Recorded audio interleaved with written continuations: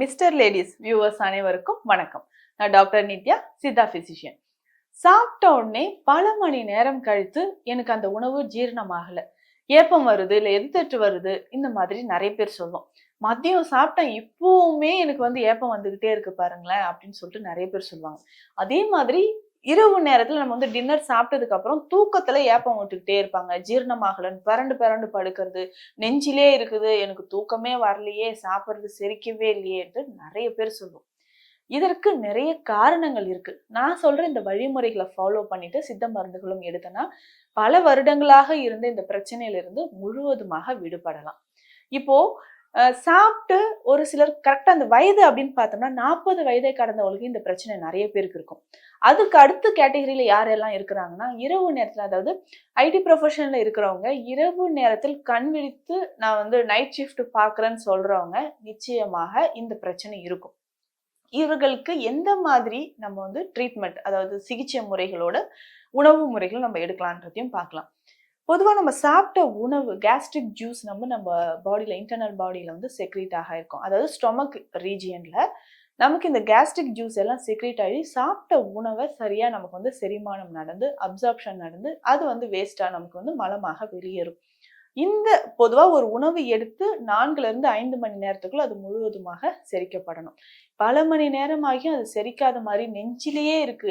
சிலர் சொல்லுவாங்க, நெஞ்சில ஏதோ கல்லு வச்சு அடைச்ச மாதிரி இருக்கு, நெஞ்சில ஏதோ கட்டை போட்டு இது டைட்டா இருக்கு, ஹெவியா இருக்குமா, சாப்பிட்டு இவ்வளோ நேரம் ஆச்சு, எனக்கு நைட்டு ஃபுட்டுலாம் வேணாம், தண்ணி கொஞ்சம் கூட இல்லை, பால் குடிச்சிட்டு தூங்கிடுறேன், எனக்கு ஃபுட்டு வேணான்னு சொல்லிட்டு நிறைய பேர் சொல்லுவாங்க.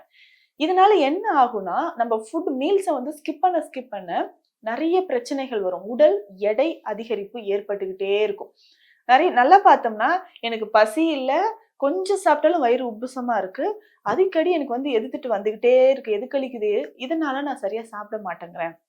இவர்களுக்கு பார்த்தோம்னா கூடிய விரைவில் உடல் எடை அதிகரிப்பு ஏற்படும். அதே மாதிரி மூட்டுகளில் அதிகமான வலி ஏற்பட வாய்ப்பு இருக்கு. அதாவது ஆர்த்ரைட்டிஸ் கம்ப்ளைண்ட் ஏற்படும். ஏன்னா போதுமான அளவுக்கு நியூட்ரிஷன் பாடியில இல்லாததுனால கால்சியம் டிஃபிஷியன்சில இருந்து அயன் டிஃபிஷியன்சி வரைக்கும் எல்லாமே ஏற்படுறதுக்கு வாய்ப்புகள் இருக்கு. சரி, இப்போ நம்ம சாப்பிட்ட உணவு பல மணி நேரமாகியும் அப்படியே இருக்குன்னா என்ன காரணமாக இருக்கும்? சாப்பிட்ட உடனே நம்ம உணவோடு சேர்த்து நம்ம நல்லா கவனிச்சு பார்த்தோம்னா, ஒண்ணு பேசிக்கிட்டே சாப்பிடுவோம், இல்லை டிவி பார்த்துட்டு சாப்பிட்றது, இந்த மாதிரி ஹேபிட்னால உணவோடு சேர்த்து காற்றும் கொஞ்சம் உள்ள போக ஆரம்பிக்கும். ஸோ வயிற்று பகுதியில் அதிகமான காற்று சேரும். இல்லைன்னா நமக்கு ஹெச் பைலோரி இன்ஃபெக்ஷன் மாதிரி இருக்கு, இல்லை ஐபிஎஸ் கம்ப்ளைண்ட் இருக்கு, இரிட்டபிள் பவுல் சிண்ட்ரோம் இருக்குன்னா இந்த பிரச்சனைகள் நிறைய பேருக்கு இருக்கும். அதே மாதிரி ஸ்டொமக் அல்சர், சித்த மருத்துவத்துல இது குன்மம் அப்படின்னு சொல்லுவோம். குன்மம், ஸ்டொமக் அல்சர் இருக்கிற நிறைய பேருக்கும் பார்த்தோம்னா மேல் வயிறு தொப்பை இருக்கும். மேல் வயிற்று தொப்புளுக்கு மேல பார்த்தோம்னா வயிறு உப்புசமா தெரியும், கல்லு மாதிரி இருக்கிறது, தொட்டு பார்த்தா கல்லு மாதிரி இருக்கிறது, இந்த மாதிரி நிறைய பேருக்கான ஒரு சிம்டம்ஸ் தெரியும். இதற்குமே பார்த்தோம்னா சாப்பிட்டதுக்கு அப்புறம் பல மணி நேரம் ஆகியும் உணவு ஜீரணம் ஆகாமல் இருந்துகிட்டே இருக்கும். இதுதான் ஒரு முக்கிய காரணம் அப்படின்னு சொல்லலாம். ஸோ பல மணி நேரம் உணவு செரிக்காமல் இருந்து இருந்து இருந்து என்ன ஆகுனா, வயிற்றுலேயே அந்த உள்ள சாப்பிட்ட உணவு புளித்து போய், உள்ளேயே புளிச்சு போய் அந்த வாயு உற்பத்தியாக ஆரம்பிச்சிருது. இதனாலதான் நிறைய பேருக்கு எதிர்த்துட்டு வரும். இன்னும் மாவு சார்ந்த உணவுகள் நிறைய பேர் எடுக்கிறது. இட்லி, தோசை, இதையே உணவை தொடர்ந்து எடுப்பாங்க. ஒரு சிலர் மாவு அரைச்சு நம்ம ஃப்ரிட்ஜில் வச்சுட்டோம்னா கிட்டத்தட்ட 1 வாரமோ 2 வாரம் வரைக்கும் கூட அதை நம்ம சாப்பிட்றோம். பார்க்கறதுக்கு மாவு புளிக்காத மாதிரி இருந்தாலும் பழையதாக ஆயிட்டு அதுல நிறைய ஜெர்ம்ஸ் உருவாகி இருக்கும். திரும்ப திரும்ப அந்த புளித்த மாவை நம்ம சாப்பிடும் போதுதான் நிறைய பிரச்சனைகள் இன்றைக்கு ஏற்படுது. ஸோ வயிற்று பகுதியில் பல மணி நேரம் ஆகியும் எனக்கு உணவு செரிக்காமல் இருக்குன்னா, காலை இரவு 2 வேளையும் நம்ம என்ன பண்றோம்னா, பல நாட்களுக்கு முன்னாடியே அரைச்சி வச்ச மாவை நம்ம யூஸ் பண்ணிக்கிட்டே இருக்கிறது தான். தொடர்ந்து நம்ம இதை யூஸ் பண்ணிக்கிட்டே இருக்கிறது. இல்லை கடைகளில் சுகாதாரம் இல்லாமல் தயாரிக்கப்படக்கூடிய இட்லி, தோசை மாவை வாங்கி நம்ம சாப்பிட்டுக்கிட்டே இருக்கிறோம். தொடர்ந்து சாப்பிட்டுக்கிட்டே இருக்கும்போது வயிற்று பகுதியில் இன்னர் லேயர்ஸ்ல புண்கள் வருவதற்கான வாய்ப்புகள் இருக்கு. இதனாலையும் உள்ள நிறைய ஒரு வாயுக்கள் நிறைய சேர்ந்து உள்ள போயிட்டு அது ரொம்ப புளிக்க ஆரம்பிச்சு வாயு சேர்ந்துதான் உணவு செரிக்காமல் பல மணி நேரம் ஆகி எதிர்த்துட்டு வருதுன்னு சொல்றதுக்கான காரணம் இதுதான். அடுத்த ரீசன் என்னன்னு பார்த்தோம்னா கான்ஸ்டிபேஷன். தொடர்ந்து பல நாட்களாக மலச்சிக்கல் இருக்குன்னா உணவு சரியாமை அப்படின்றது ஏற்படும்.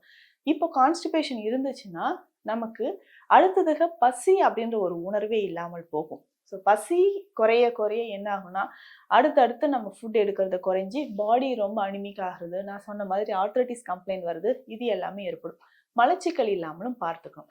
அடுத்த கேட்டகரி யாருக்கெல்லாம் திரும்பவும் இந்த பிரச்சனை வருதுன்னா இரவு நேரத்தில் உறக்கம் இல்லாமல் இருக்கக்கூடியவங்க. இரவு நேரத்துல நல்லா பார்த்தோம்னா உறக்கம் இல்லாமல் தொடர்ந்து இருந்துகிட்டே இருக்கும். ஏதோ ஒரு காரணத்தினால நான் வந்து நைட் ஷிஃப்ட் பார்க்குறேன், இல்லை ரொம்ப நேரம் முடிச்சு நான் வந்து மொபைல் பார்க்குறேன், டிவி பார்க்குறேன். இந்த கண்டிஷன்ல இருக்கிறவங்களுக்கும் இரவு நேரத்தில் ரொம்ப நேரம் முழிச்சிட்டு இருந்தாலும் உணவு செரிக்காம எதிர்த்து வர மாதிரி இருக்கும். இதற்கெல்லாம் என்ன பண்ணலாம்? ஃபர்ஸ்ட் ஈஸியா கான்ஸ்டிபேஷன் இருக்குன்னா அதற்கான சொல்யூஷன் நம்ம எடுக்கணும். ஈஸியா நம்ம வந்து தினமும் மோஷன் போற மாதிரியான உணவுகள், அதிகமா ஃபைபர் கண்டென்ட் இருக்கக்கூடிய உணவுகள், இதுலயே வந்து பாத்தீங்கன்னா ப்ரோபயோட்டிக்ஸ் இருக்கக்கூடிய உணவுகளை நிறைய எடுக்கணும். ப்ரோபயோட்டிக்ஸ்னா அடிக்கடி வந்து தயிர் எடுக்கிறது, மோர் எடுக்கிறது, கூழ் மாதிரியான உணவுகள், பழைய சாதம் சாப்பிட்றது, இது எல்லாமே நம்ம சாப்பிட்டுட்டு வரும்போது மலச்சிக்கல் குறையும். அதே மாதிரி ப்ரோபயோட்டிக்ஸ் நம்ம எடுக்கும்போது அந்த குட் பாக்டீரியாஸ் எல்லாமே என்ன பண்ணும்னா வயிற்றுல அதிகமான கேஸ் ஃபார்மேஷன் இல்லாம, வாயு தொல்லை இல்லாமல் நமக்கு பாதுகாத்து கொடுக்கும். அடுத்து முக்கியமா நம்ம பார்த்தோம்னா ஃபுட்ல வந்து நம்ம நிறைய மைதா ஐட்டம்ஸ், அதாவது வந்து பேக்கரி ஐட்டம்ஸ் சாப்பிடும்போது, பேக்கரியில் இருக்கக்கூடிய ஐட்டம்ஸ் சாப்பிடும்போது இந்த பிரச்சனை இன்னும் அதிகமாக ஆரம்பிச்சிடும் நிறைய பேருக்கு. ஸோ இதையுமே வந்து அவாய்ட் பண்ணுறது. சோடா இல்லை கூல்ட்ரிங்க்ஸ், இப்போ சம்மர் டைமில் நம்ம எல்லாருமே என்ன பண்ணுறோன்னா டக்குன்னு போயிட்டு ஒரு 10 ருபீஸோ 5 ருபீஸோ கொடுத்து ஒரு பேக்கெட்டில் இருக்கக்கூடிய ஸோ அந்த மாதிரி கூல்ட்ரிங்க்ஸை சாப்பிடும்போது கொஞ்சம் நேரம் கழித்தோ இல்லை அடுத்த நாள் 2 நாட்கள் கழித்து கூட நமக்கு இந்த பிரச்சனையை அது உருவாக்கலாம். இதையுமே நம்ம அவாய்ட் பண்ணிக்கணும். இதை தாண்டி பார்த்தோம்னா நம்ம இஞ்சி சார்ந்த உணவுகள், சுக்கு சார்ந்த உணவுகளை எடுத்துக்கலாம். அதுக்கு தான் நம்ம முன்னோர்கள் சொல்லியிருப்பாங்க, கோடை காலங்களில் அதிகமாக இந்த வயிற்று பகுதியில் வாயு சேர்றதுனால பானகம் குடிப்பாங்க.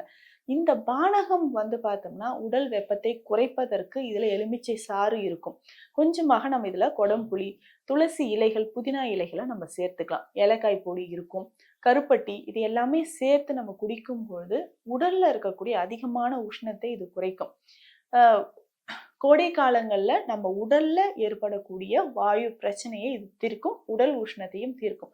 ஸோ பானகம் குடிக்கிறத நம்ம வழக்கமா வச்சுட்டு வந்தோம்னா கோடை காலத்தில் நம்ம உடல்ல அதிகமா உற்பத்தி ஆகக்கூடிய வாயு பிரச்சனையில இருந்து நம்ம தப்பிக்கலாம். இதையும் தாண்டி ரொம்ப நாள் எனக்கு வந்து அல்சர் இருக்கு, இல்ல டைஜஷனே இல்ல, பசியே இல்ல, மந்தமா இருக்கு அப்படின்னா இஞ்சி தேனுரல் எடுக்கலாம். இஞ்சி லேகியமும் சித்த மருத்துவத்துல இருக்கு. இந்த இஞ்சி லேகியம் என்னன்னா ஒரு 1/2 ஸ்பூன் அளவுக்கு ஒரு நாளைக்கு 2 வேளை நம்ம சாப்பிட்டுட்டு வந்தோம்னா ஒரு 3-4 நாட்கள் தொடர்ந்து சாப்பிடும் போதே வயிற்றுல இருக்கக்கூடிய பிரச்சனைகள் எல்லாமே மறைந்து இந்த அடிக்கடி உணவு ஏப்பமா வர்றது இதை வந்து குறைக்கும். ரொம்ப நிறைய பேருக்கு வந்து லிவர்லயும் ப்ராப்ளம் இருந்துச்சுன்னா அதை கிளியர் பண்றதுக்கும் இஞ்சி லேகியம் நமக்கு ரொம்ப ரொம்ப யூஸ்ஃபுல்லா இருக்கும். ரொம்ப சிம்பிளா சொல்லணும்னா ஓமத்தை பயன்படுத்திக்கலாம். ஓமம் நல்லா கருக வறுத்து பவுடர் பண்ணி எடுத்து வச்சுக்கணும். இந்த பவுடரை என்ன பண்ணோம்னா ஒரு 1/2 ஸ்பூன் மோர்ல கலந்தோ இல்ல நம்ம வெறும் வெந்நீர்ல கலந்து அடிக்கடி நம்ம குடிச்சிட்டு வந்தோம். ஒரு நாளைக்கு 2 இல்ல 3 வேளை கூட இந்த ஓமத்தை, இந்த பவுடரை நம்ம குடிக்கலாம். இதை குடிச்சுக்கிட்டே வரும்போது என்ன ஆகும்னா இந்த மாதிரி இன்டைஜஷன் இருக்கு, அஜீரணம் இருக்கு, சாப்பிட்டு ரொம்ப நேரம் கழிச்சு எனக்கு ஏப்பம் வந்துகிட்டே இருக்கு, இந்த பிரச்சனைக்கு இஞ்சி லேகியத்தோட இந்த ஓமமும் நம்ம தண்ணீர்ல போட்டு குடிச்சிட்டு வந்தோம்னா சிறந்த பலனை கொடுக்கும்.